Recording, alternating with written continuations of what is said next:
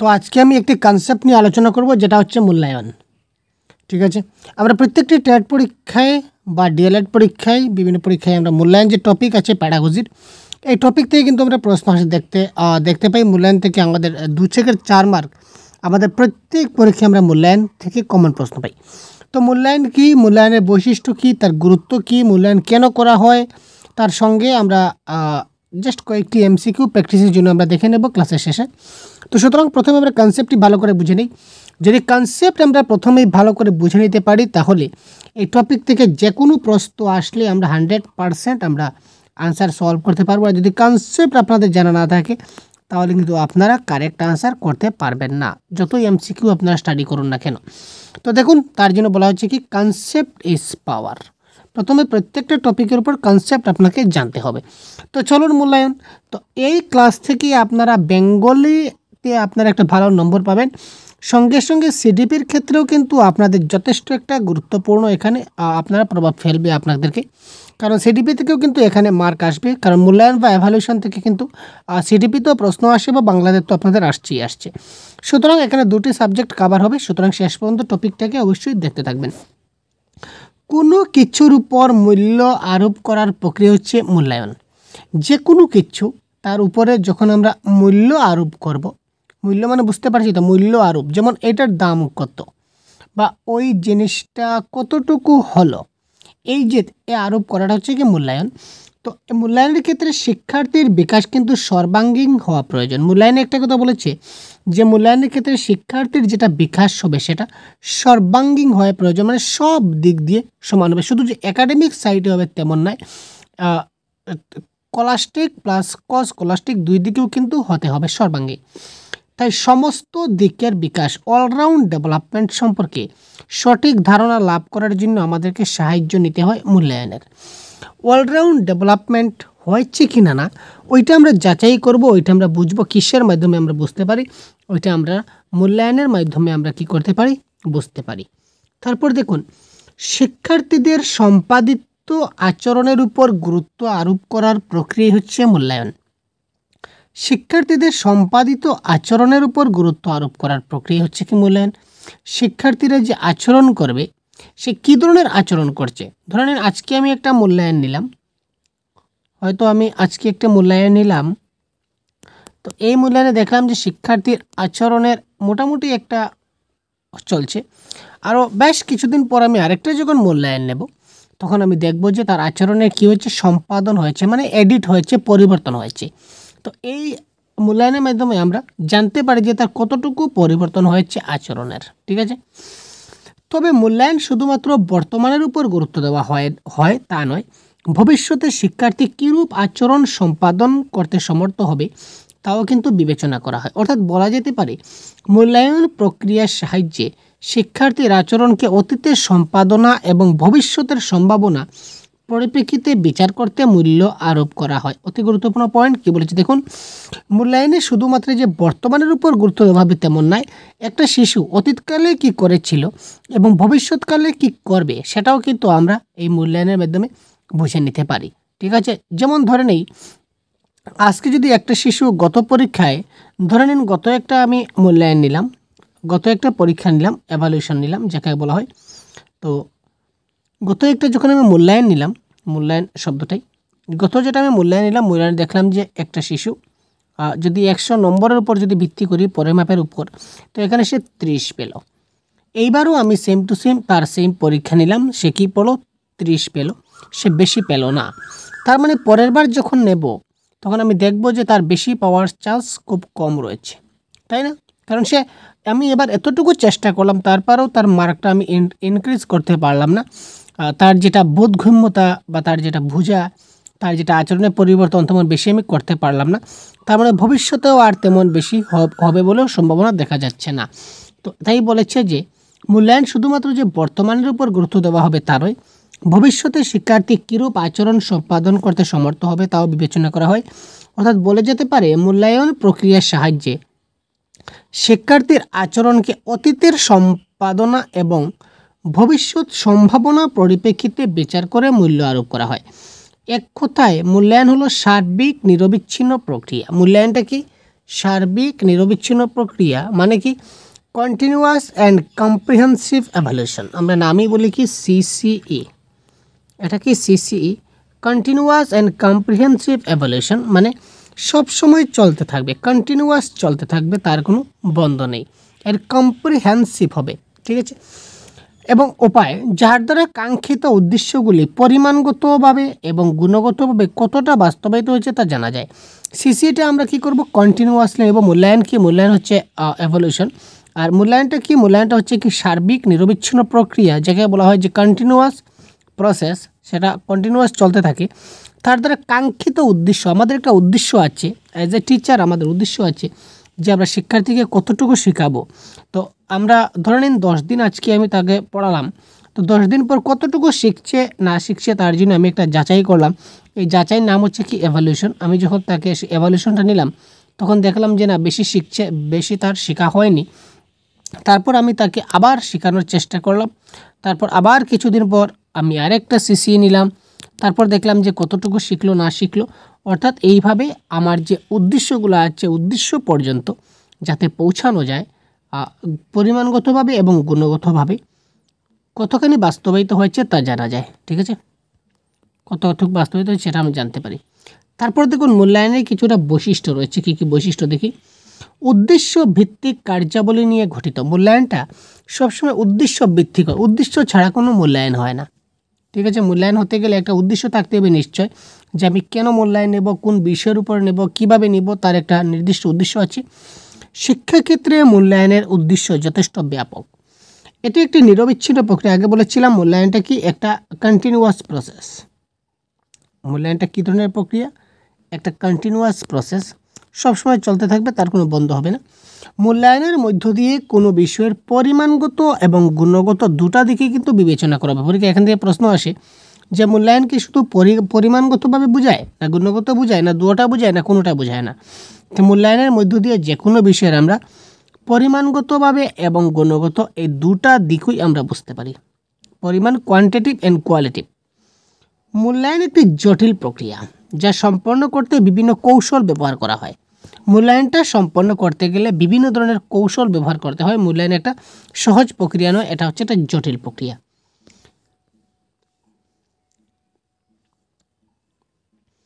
তারপর দেখুন মূল্যায়নে শিক্ষার্থীর প্রাথমিক আচরণ অভিজ্ঞতা এবং পরবর্তী আচরণ ও অভিজ্ঞতাকে বিবেচনা করা হয়। মূল্যায়নে শিক্ষার্থীদের প্রাথমিক যে আচার অভিজ্ঞতা রয়েছে, অর্থাৎ সর্বনিম্ন তার যেটা আচার আচরণ অভিজ্ঞতা যেটা রয়েছে শিক্ষার্থীর, ওটা আমরা জানতে পারি। আর তার পরবর্তী যেটা আচরণ অভিজ্ঞতাকে আগে বলেছিলাম যে শুধু আজ বর্তমানের নয়, অতীতকালের এবং ভবিষ্যতের সবগুলোও কিন্তু আমরা এখান থেকে জানতে পারি, তাই না? সুতরাং মূল্যায়নে শিক্ষার্থীদের প্রাথমিক আচার আচরণ এবং পরবর্তী আচার আচরণ অভিজ্ঞতা সবগুলো কিন্তু আমরা বিবেচনা করতে পারি। মূল্যায়নের মধ্য দিয়ে কেবলমাত্র শিক্ষার্থীর নয়, শিক্ষা ব্যবস্থারও সামগ্রিক মূল্যায়ন করা হবে। মূল্যায়ন যে শুধুমাত্র যে শিক্ষার্থীর মূল্যায়ন হবে তা নয়, শিক্ষা ব্যবস্থারও কিন্তু মূল্যায়ন হয়, ঠিক আছে। শিক্ষা ব্যবস্থারও মূল্যায়ন হয়, যে এবার এই ধরনের শিক্ষা ব্যবস্থা আমরা চালু করলাম, তো এই শিক্ষা ব্যবস্থায় শিক্ষা দিকটা উন্নত হচ্ছে না অবনতি হচ্ছে।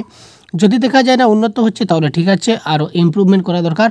আর যদি দেখা যায় না এটা তো ঠিক নয়, এটা ভুল হচ্ছে, এই পদ্ধতিতে শিক্ষাদান করা আসলে উচিত নয়, শিক্ষা ব্যবস্থা এই ধরনের হওয়া উচিত নয়, তোমার সঙ্গে সঙ্গে এটাকে চেঞ্জ করে মডিফাই করে নতুন একটা দেওয়া হয়, ঠিক আছে।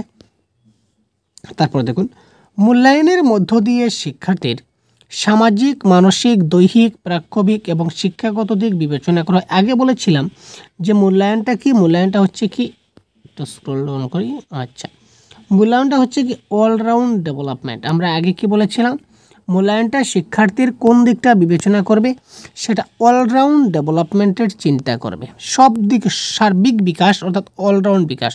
তো সব দিক বিকাশ বলতে এখানে তার সামাজিক বিকাশও আমাদের দেখতে হবে, মানসিক বিকাশ হয়েছে কিনা দেখতে হবে, দৈহিক বা শারীরিক বিকাশ হয়েছে কিনা দেখতে হবে, প্রাক্ষবিক বিকাশ হচ্ছে কিনা দেখতে হবে, তারপর শিক্ষাগত দিক দিয়ে তো বিবেচনা করতেই হবে। এই সব দিকে আমাদেরকে বিবেচনা করতে হবে কার মাধ্যমে, মূল্যায়নের মাধ্যমে। যে মূল্যায়নের মধ্যে পরীক্ষায় শিশুটা কতটা নাম্বার পেলো দেখে নেই না, সেটা সম্ভব নয়, সেটা আসলে মূল্যায়ন নয়, সেটা জেনে রাখবেন, এটা মূল্যায়নের একটা বৈশিষ্ট্যের মধ্যে পড়ছে। শিক্ষার্থীর আচরণের ক্রমোন্নতির হার মূল্যায়নের দিক থেকে নির্ণয় করা যায়। শিক্ষার্থীর আচরণে আগে যে বলেছিলাম ক্রম ক্রম উন্নতির হার। শিক্ষার্থীরা আজকে আমি একটা পরীক্ষা নিলাম সিসি, দেখা গেল তার মোটামুটি তার 10% ইমপ্রুভ হয়েছে, পরবর্তী সিসিতে তার 20% বৃদ্ধি হয়েছে, তারপরের সিসিতে আমরা দেখলাম 30% হচ্ছে। তার মানে তার ক্রম উন্নতি হচ্ছে। আস্তে আস্তে আমরা যখন ভালো করে যখন পড়াতে যাব তখন আলটিমেটলি তার যেটা ক্রম উন্নতির হার, যেটা পার্সেন্টেজ, সেটা আলটিমেটলি গেলে বৃদ্ধি হবে। এবং এটা আমরা বুঝবো কী করে? মূল্যায়নের মধ্য দিয়ে আমরা সেটা বুঝে নিতে পারবো। তবে আগে বলেছিলাম যে মূল্যায়নের একটা উদ্দেশ্য রয়েছে। তো মূল্যায়নের উদ্দেশ্যগুলো কি আমরা দেখে নিই। শিশুদের প্রত্যাশিত আচরণ এবং আচরণের পরিবর্তন পর্যবেক্ষণ করা। শিশুরা একটা আচরণ করে এবং তাদের যদি খারাপ আচরণ হয় সেগুলিকে আমাদের পরিবর্তন করা, ঠিক আছে, আচরণের পরিবর্তন পর্যবেক্ষণ করা, এবং সেই আচরণের পরিবর্তনটা হলো কি না সেটা আমরা বুঝবো। কিভাবে বুঝবো? সেই মূল্যায়নের মাধ্যমে আমরা বুঝে নেব।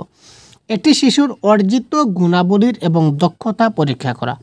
শিশুর যে অর্জিত গুণাবলী, শিশু কী কী গুণাবলী অর্জন করতে পারলো, শিশুর মধ্যে কী কী গুণ বর্তমানে অর্জন হলো এবং সে কী দক্ষতা অর্জন করতে পারলো, সেটা আমরা পরীক্ষা করতে পারি, যাচাই করতে পারি। কার মাধ্যমে? মূল্যায়নের মাধ্যমে। শিশুদের সমস্যা নির্ধারণ এবং সমাধান করা।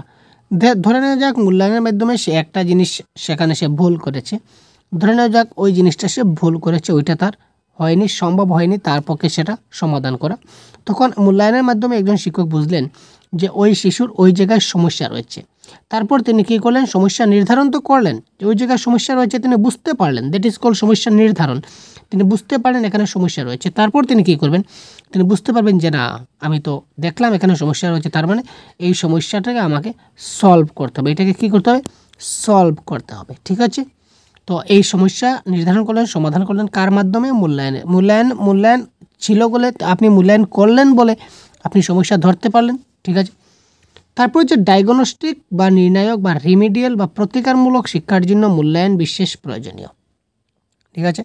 তারপর দেখুন কোনো ছাত্র, যদি আমরা যাকে বলি কমজোরি ছাত্র, কমজোরি বলতে যারা বেশি পড়তে পারেনি বা বেশি শিখতে পারেনি, শেখার ক্ষেত্রে এখনও তাদের অনেক কিছু শেখার বাকি রয়েছে, তো তাদের জন্য যেটা মূল্যায়ন নেব, দেখে নেওয়া যাচ্ছে যে তার পার্সেন্টেজ 30% রয়েছে, বাকি স্টুডেন্টটার 60%, কিন্তু 2-4 জন ছাত্র দেখলাম যাদের পার্সেন্টেজ 30 বা 40 থেকেও বিলো পার্সেন্ট।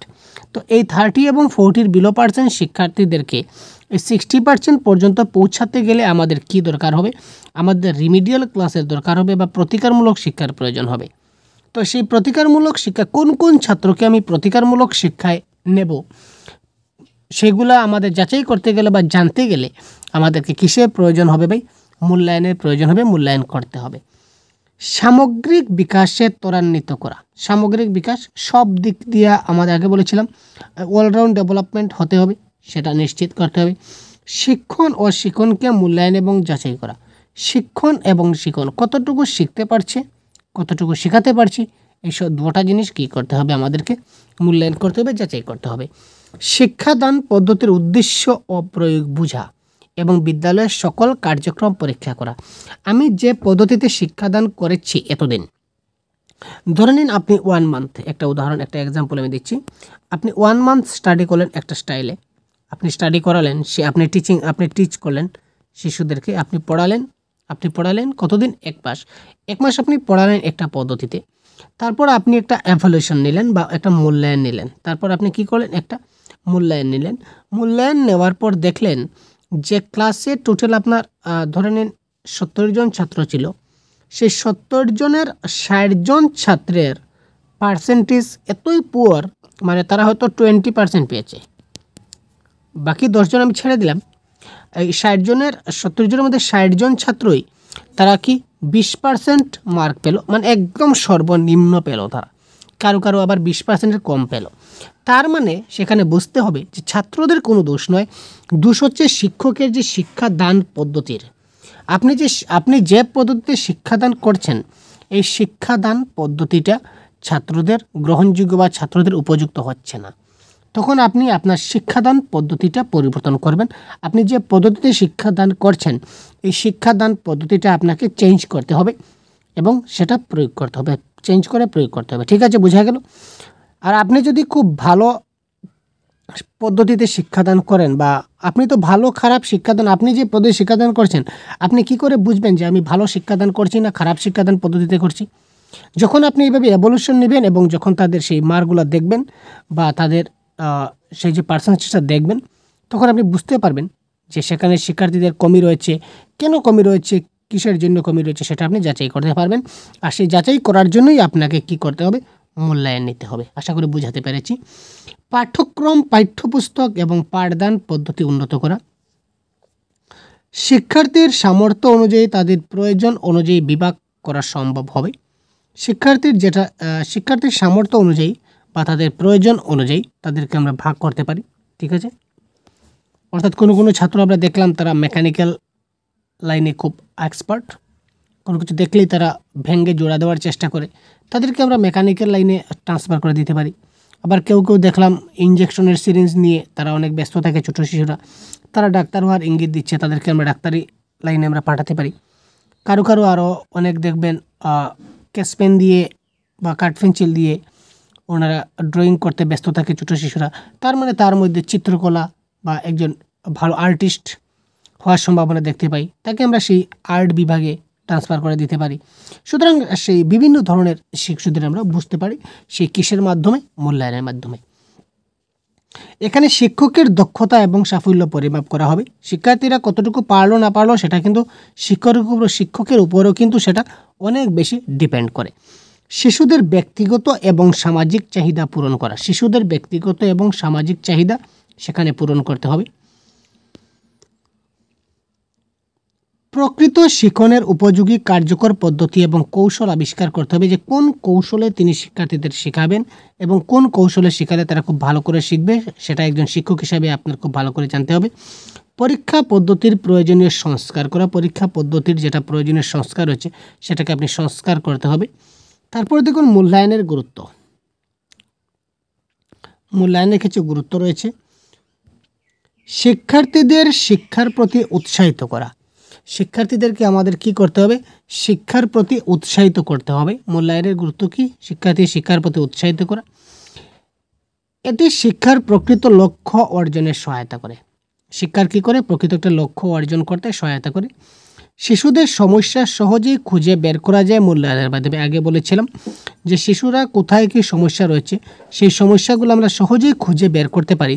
কিসের মাধ্যমে খুঁজে বের করতে পারি? আমরা মূল্যায়নের মাধ্যমে। কোন জিনিসটা বুঝতে পারছি না, কোন জিনিসটা সে কম বুঝেছে, সেই জিনিসগুলো আমরা মূল্যায়নের মাধ্যমে খুব সহজেই বুঝতে পারি। শিশুদের অগ্রগতিতে সাহায্য করে মূল্যায়ন, কারণ যে জিনিসটা সে বুঝতে পারেনি পরবর্তী সময় আমি তাকে খুব সহজেই তাকে বুঝিয়ে নিতে পারি। মূল্যায়ন শিক্ষাগত এবং পেশাগত নির্দেশিকা প্রদান করে। মূল্যায়ন শিক্ষাগত দিক দিয়ে এবং পেশাগত নির্দেশিকা দুটোই প্রদান করে। পেশাগত দিক দিয়ে আমাদের মূল্যায়ন হয়। ঠিক আছে? ধরে নিন যে কোনো পেশায় যদি কেউ ব্যস্ত থাকে বা আর্টের ক্ষেত্রেও একজনে কী করছে? আর্ট করছে। একজনে যে 10টা আর্ট করে বা 20টা আর্ট করে, তখন সেখানে সে কোনটা ভালো আর্ট করেছে কোনটা খারাপ আর্ট করেছে সেটা আমরা বুঝতে পারি কিসের মাধ্যমে? আমরা বুঝতে পারি মূল্যায়নের মাধ্যমে। তো মূল্যায়ন সম্বন্ধে জানতে গেলে আমাদের পরিমাপ সম্বন্ধে একটু জানতে হবে ভাই। তো মূল্যায়ন সম্বন্ধে আমরা জানলাম। এবার দেখুন পরিমাপ, মূল্যায়নের সঙ্গে পরিমাপের কিন্তু কিছুটা সম্পর্ক আছে, কি আমরা ডিসকাস করবো না, জাস্ট একটু আপনাদের হাইলাইট করে দিচ্ছি পরিমাপটা কি, একটু দেখে নিন। কোনো বস্তু বা ঘটনার একটি বৈশিষ্ট্য সংখ্যাবাচক শব্দ দ্বারা প্রকাশ করার প্রক্রিয়া হচ্ছে পরিমাপ। সংখ্যাবাচক, যেমন একটা শিশু পরীক্ষায় কত নাম্বার পেল, কত নাম্বার সে পাইল, অর্থাৎ 70 পেল, 60 পাইল, 50 পাইল, এই যে তার নাম্বার, এই যে সাংখ্যিক মানের দ্বারা আমরা যেটা নির্ণয় করতে পারি, এটাই হচ্ছে কি আসলে পরিমাপ। কিন্তু মূল্যায়ন কিন্তু সেই সাংখ্যিক মান কিন্তু নয় ভাই, আমাকে বলেছিলাম সেটা সার্বিক। অবশ্য পরিমাপের সংখ্যা দ্বারা প্রকাশ করার জন্য যুক্তিযুক্ত নিয়ম থাকাও জরুরি আছে। এক কথায় বলা যায় পরিমাপ হলো এমন একটা প্রক্রিয়া যার দ্বারা কতকগুলি নির্দিষ্ট নিয়ম অনুসারে শিক্ষার্থীর বিশেষ যে বৈশিষ্ট্য আছে, বৈশিষ্ট্যগুলোকে মানসিক এবং শিক্ষাগত সংখ্যা মান দ্বারা প্রকাশ করা হয়। আমি এইমাত্র যা বললাম। তারপর দেখুন পরিমাপের কিছু বৈশিষ্ট্য কী কী দিয়েছে এখানে। পরিমাপের দ্বারা কোনো বস্তু বা ঘটনার একটি বিশেষ সংখ্যাবাচক শব্দ দ্বারা প্রকাশ করা হবে পরিমাপ। পরিমাপের দ্বারাই পরিমাপ নির্দেশ করা যায়। পরিমাপের নিয়ম অবশ্যই সর্বগ্রাহ্য হওয়া প্রয়োজন। তারপর দেখুন পরিমাপ এবং মূল্যায়ন। পরিমাপ এবং মূল্যায়নের মধ্যে পার্থক্য কী, এটা কিন্তু আমাদের একটু জানতে হবে। পরিমাপের ক্ষেত্রটা সংকীর্ণ এবং সীমিত। পরিমাপের যেটা ক্ষেত্র রয়েছে এটা সংকীর্ণ, একটা ছোট্ট এবং সীমিত, মানে লিমিটেড। কিন্তু মূল্যায়নের পরিধিটা হচ্ছে বিশাল এবং ব্যাপক। এখানে ডিফারেন্সটা বুঝবেন। মূল্যায়নের যেটা পরিধিটা হচ্ছে কি বিশাল, মানে অনেক বড় এবং অনেক ব্যাপক। কারণ মূল্যায়নের শেষ আছে কিনা আপনি বলুন তো, মূল্যায়নের কি শেষ হচ্ছে? না, মূল্যায়নের কোনো শেষ নেই। তারপর দেখুন এখানে কি বলেছিল, নেক্সট পয়েন্ট, পরিমাপ।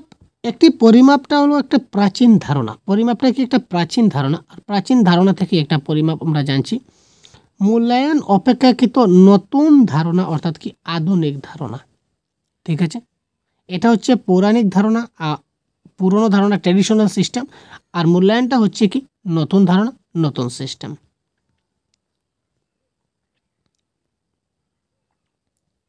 তারপরে দেখুন কি বলেছিল, পরিমাপ নিজেই মূল্যায়নের একটা অংশ। পরিমাপটা হচ্ছে কি মূল্যায়নের একটা অংশের মধ্যে পড়ছে। মূল্যায়নের মধ্যেই আমরা কিন্তু নাম্বার দেই, নাম্বার যে দেই না এমন নয়। ঠিক আছে, কিন্তু তার সঙ্গে কিন্তু আর অনেকগুলি রয়েছে। সুতরাং পরিমাপটা নিজেই হচ্ছে কি মূল্যায়নের একটা অংশ। আর মূল্যায়ন হচ্ছে কি সমগ্র শিক্ষা ব্যবস্থার একটা অংশ। মূল্যায়ন কার অংশ? সমগ্র শিক্ষা ব্যবস্থার অংশ। এই পার্থক্যটা খুব ভালো করে যদি বুঝে নেন তাহলে কিন্তু এখান থেকে প্রশ্ন আপনাদের আসবে পরীক্ষায়, একটু ভালো করে আপনারা দেখে নেবেন। তারপর দেখুন ডায়াগনস্টিক বা রিমিডিয়াল শিক্ষা পরিমাপের মাধ্যমে সম্ভব নয়। পরিমাপের মাধ্যমে আমরা রিমিডিয়াল টিচিং দিতে পারি না, কিন্তু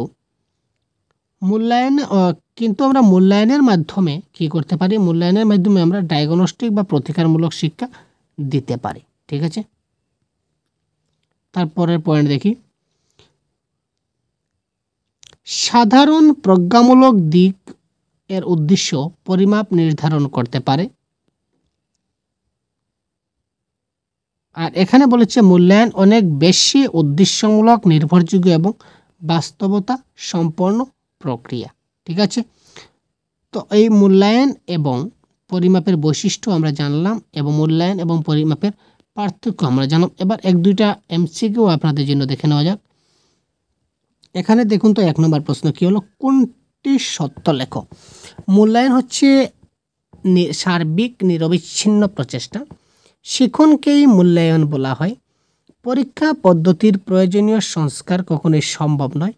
মূল্যায়ন কেবল পরিমাণগত হয়। কোনটা হবে কারেক্ট আনসার? কোয়েশ্চেন নাম্বার 1 বলুন তো। দেখুন মূল্যায়ন কেবল পরিমাণগত নয়, মূল্যায়নটা হচ্ছে কি পরিমাণগত এবং গুণগত। ঠিক আছে, পরীক্ষা পদ্ধতির প্রয়োজনীয় সংস্কার কখনোই সম্ভব নয়। তো পরীক্ষা পদ্ধতির প্রয়োজনীয় সংস্কার সম্ভব কার মাধ্যমে সম্ভব? মূল্যায়নের মাধ্যমে সম্ভব। ঠিক আছে, তারপর দেখি শিক্ষণকে মূল্যায়ন বলা হয়। শিক্ষণকে মূল্যায়ন বলা হয় সেটা ঠিক নয়। শিক্ষণকে শিক্ষণ মূল্যায়ন অন্য জিনিস। মূল্যায়ন হলো সার্বিক নিরবিচ্ছিন্ন প্রক্রিয়া। মূল্যায়নটা হচ্ছে কি ধরনের প্রক্রিয়া? একটা আগে বলেছিলাম, একটা CC, continuous and comprehensive evolution, মানে মূল্যায়ন হচ্ছে সার্বিক নিরবিচ্ছিন্ন প্রক্রিয়া, এটা হচ্ছে রাইট।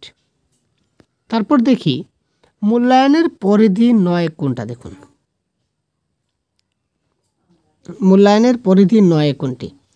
শিক্ষার্থীর সার্বিক বিকাশ সাধন, শিক্ষার স্থিরীকৃত লক্ষ্য উদ্দেশ্য পূরণ, শিক্ষার্থীকে শিক্ষাগত ও বৃত্তিগত নির্দেশনা দান, শিক্ষণের সমাপ্তি মূল্যায়ন।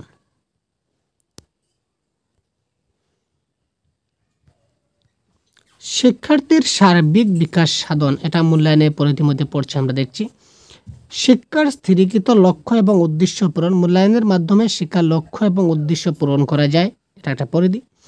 শিক্ষার্থীকে শিক্ষাগত এবং বৃত্তিগতভাবে নির্দেশনা দান করতে পারি। শিক্ষার দিক দিয়ে এবং পেশাগত দিক দিয়ে আমরা তাকে প্রেরণা দিতে পারি, সেটা আমরা দেখেছি।